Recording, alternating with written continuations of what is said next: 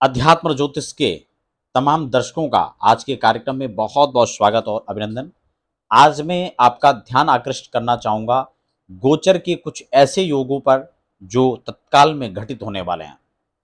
ऐसे महत्वपूर्ण योग जिनके प्रभाव से संपूर्ण जगत पर एक नई किरण दिखाई देगी, नई आशाएं अपेक्षाएं यहां पर नजर आएंगी।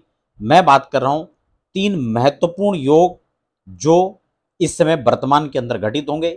जुलाई 2025 के अंदर वो कौन से महत्वपूर्ण योग बन रहे हैं जिससे आप भी लाभान्वित होने वाले हैं। मैं बात कर रहा हूं ज्योतिष के प्रमुख ग्रह सूर्य और चंद्रमा के इर्द गिर्द बनने वाले महत्वपूर्ण 3 राजयोगों। जैसे ही सूर्य 29 तारीख जून में अपनी राशि वृषभ के अंदर उन्होंने प्रवेश किया, मंगल की राशि को उन्होंने मेष राशि को छोड़ा और वृषभ में प्रवेश किया, ऐसे ही 3 महत्वपूर्ण राजयोग यहां पर बन गए। क्योंकि जब भी सूर्य और चंद्रमा, मैं फिर से कह रहा हूं, सूर्य और चंद्र वो महत्वपूर्ण ग्रह हैं जिनका प्रभाव संपूर्ण मानव मात्र पर नहीं, प्रकृति मात्र पर प्रत्यक्ष देखा जाता है, भले वो ज्योतिष जगत को मानते हो या ना मानते हो। इसलिए मैं आपको एक महत्वपूर्ण बिंदु की ओर ले जाना चाह रहा हूं। जिन लोगों को अपने कैरियर में कहीं ना कहीं कैरियर को लेकर चिंतित है, अपने काम धाम को लेकर चिंतित थे, विदेश जाना चाह रहे थे, अपने कारोबार को लेकर चिंतित हैं, नई योजनाओं को धरातल पर लॉन्च करना चाह रहे हैं, या फिर उनके लिए खासकर जो बच्चे सी सेक्शन से जन्म लेने वाले हैं, सीजरियन से जो बच्चे जन्म लेने वाले हैं, उनकी कुंडली के अंदर ये महत्वपूर्ण ग्रह किस प्रकार से संरचनाएं यहां पर बनती हुई नजर आ रही हैं, क्या प्रभाव, क्या फलाफल रहने वाला है, उसको लेकर विस्तृत मैं चर्चा कर रहा हूं आपके साथ। नए दर्शक है तो फटाफट चैनल को सब्सक्राइब करके बेल आइकन जरूर दबा लीजिए, क्योंकि यहां मैं आपके साथ अध्यात्म, ज्योतिष, वास्तु, ऐसे तमाम इंफॉर्मेटिव चर्चाओं को आपके साथ में करता हूं। यहां पर हम बात करेंगे सूर्य। यहां पर बड़ा अच्छा सूत्र है, सूर्याद बेगमे बेसित द्वितीय योगश्च जीवते वैसी उभय स्थित ग्रह गण उभय उभयचरी नामत प्रोक्तः। ये ज्योतिष का ये श्लोक जो मैंने आपको सुनाया, इसका मैं अर्थ आपको समझा देता हूं थोड़ा सा। का जिस समय सूर्य, मैं फिर से कहता हूं, सूर्य और चंद्रमा जब भी इन ग्रहों के आसपास कोई ग्रह आते हैं या फिर यह आसपास के स्थान रिक्त हो जाते हैं, तभी ज्योतिष में नए योगों का निर्माण होता है। जैसे चंद्रमा को आपने देखा होगा, अनफा, सुनफा, दुर्धरा, केमुद्रुम, ये सारे योग चंद्रमा के इर्द गिर्द बन रहे हैं। ऐसे ही सूर्य के इर्द गिर्द जो बनने वाले योग हैं वो वेसी, वासी और उभयचरी योग है। यहां पर स्पष्ट लिखा हुआ है कि यदि चंद्रमा को छोड़ दे और राहु केतु को छोड़ दे, वैसे इसका इसमें नहीं आ रहा है क्योंकि जब भी योगों की बात आती है उसमें राहु केतु नहीं आता है, लेकिन इसमें यदि चंद्रमा वाला योग होगा तो सूर्य को छोड़ दिया जाएगा और सूर्य वाला योग होगा तो चंद्रमा को छोड़ देंगे। उसके द्वादश में और द्वितीय में इन दोनों भावों का विचार यहां पे होगा। इसमें स्पष्ट लिखा हुआ है कि सूर्य से द्वादश में हो तो वैसी नामक योग बनता है। तो सूर्य से आप इस समय गोचर में देखेंगे तो सूर्य इस समय जहां पर बैठे हुए, सूर्य कौन सी राशि में फिलहाल आपका, जैसे ही 29 तारीख को ट्रांजिट हुए तो सूर्य आपके मिथुन, सूर्य तो ऑलरेडी मिथुन राशि में चल ही रहे, लेकिन जैसे ही शुक्र ने वृषभ राशि में प्रवेश किया तो सूर्य से द्वितीय भाव, द्वादश भाव और द्वितीय भाव, द्वादश में कौन आगे, शुक्र, और उससे अगले भाव में बुध है। इस समय सूर्य के साथ बृहस्पति ऑलरेडी यहां पर संचरण कर रहे हैं। तो द्वादश में हो तो वैसी बनता है, और वासी बनता है, और अगर द्वितीय में हो तो वैसी नामक योग बनता है। और अगर दोनों तरफ ग्रह हैं, द्वितीय और द्वादश, तो उभयचरी नाम का योग इसमें लिखा हुआ है।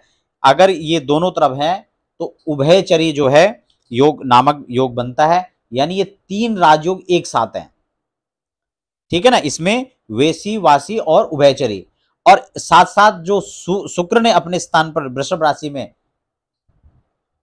जो है प्रवेश किया, तो यहां पर उसके साथ ही 4 राशियों पर मालव्य राजयोग भी बनेगा।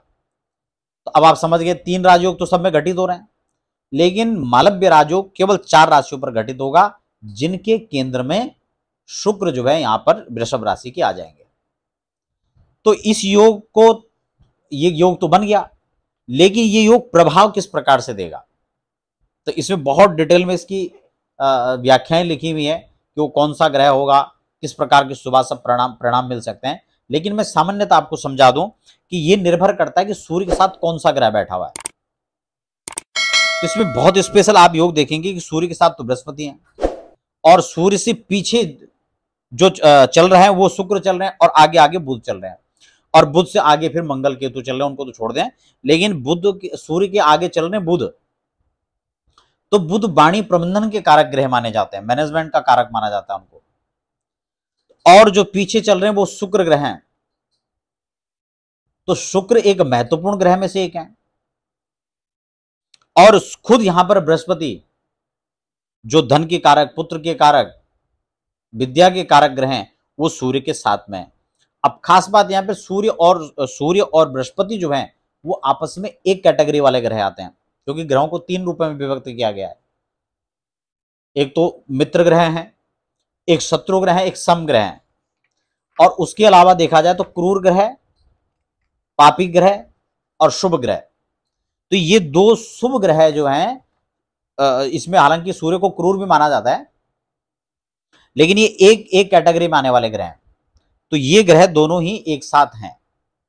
अब जैसे अभी इस समय मैं चर्चा कर रहा हूं, तो इस समय के लगन के हिसाब से देखा जाए तो ये जो है वृश्चिक लगन के हिसाब से संध्या काल के समय में ये वृश्चिक लगन होगा। तो यहाँ पर जो है वृश्चिक लगन वालों के लिए, वृश्चिक राशि के लिए, एक तो मालव्य राजयोग बन गया, और सप्तम में आपके शुक्र, और अष्टम में सूर्य बृहस्पति, और आपका नवम भाव के अंदर चौथी राशि के बुध हो गए। तो ये राजयोग आपके लिए विशेष, जो वाणिज्य से, प्रबंधन, व्यापार से जुड़े हुए उन लोगों को विशेष लाभ इसका मिलेगा। जो लोग शेयर, लॉटरी, सट्टा आदि में प्रवेश कर रहे हैं या उनका काम करते हैं, उनको इसका लाभ मिलेगा। जो लोग कहीं ना कहीं विदेश जाने के लिए इच्छुक थे, उनको उसके अवसर मिलेंगे। शिक्षार्थियों को इसका लाभ देखा जाएगा। नई योजनाएं बन सकती हैं, सरकार की तरफ से नए नियम कानून लागू किए जा सकते हैं। वाद विवाद की स्थितियां रहेंगी। समय समय पर कुछ इस प्रकार की स्थितियां, परिस्थितियां बन सकती हैं कि लगेगा कि कहीं ना कहीं समस्या के बादल मंडराने लगे। तो इस प्रकार की चीजें वर्तमान में देखी जा सकती हैं। घटना दुर्घटनाओं को लेकर, क्योंकि मंगल केतु भी इस समय एक्टिव हैं, तो दुर्घटनाओं के योग ज्यादा रहेंगे। लड़ाइयां, विवाद, झगड़े, इस प्रकार के समाज में व्यवस्थाएं नजर आएंगी। कहीं सूखे जैसी स्थितियां, तो कई बाढ़ जैसी स्थितियां आ सकती हैं। ये दोनों चीजें यहां पर दिखाई देंगी। तो इसके अच्छे और बुरे दोनों परिणाम आएंगे। षड्यंत्र, कूटनीति से लोग अपना काम निकालेंगे। सरकारें अनावश्यक आप पर टैक्स लगा सकती हैं। कानूनों में फेरबदल हो सकता है। अपने मन मुताबिक प्रस्तुतियों को बनाया जा सकता है। जिसकी लाठी उसका भैंस, ये सूत्र यहां पर आप देख सकते हैं। और साम, दाम, दंड, भेद, हर नीति से अपने काम को निकालने के लिए लोग इस समय जिद्दोजहद कर रहे होंगे। तो ये योग बहुत सारे लोगों के लिए, ये व्यक्तिगत आपकी कुंडलियों पर किस प्रकार से घटित होंगे, उसके लिए आप अपनी कुंडलियों के आधार पर इसका विवेचना कर सकते हैं या करवा सकते हैं। अगर आप उसके लिए हमसे संपर्क करना चाहते हैं तो आप उसके लिए अध्यात्म ज्योतिष में भी संपर्क कर सकते हैं। तो ये योग इस समय जो है बहुत विशेष परिणाम देंगे, और आशा करता हूं आप इससे लाभान्वित हो पाएंगे। फिलहाल आपसे इजाजत देता हूं।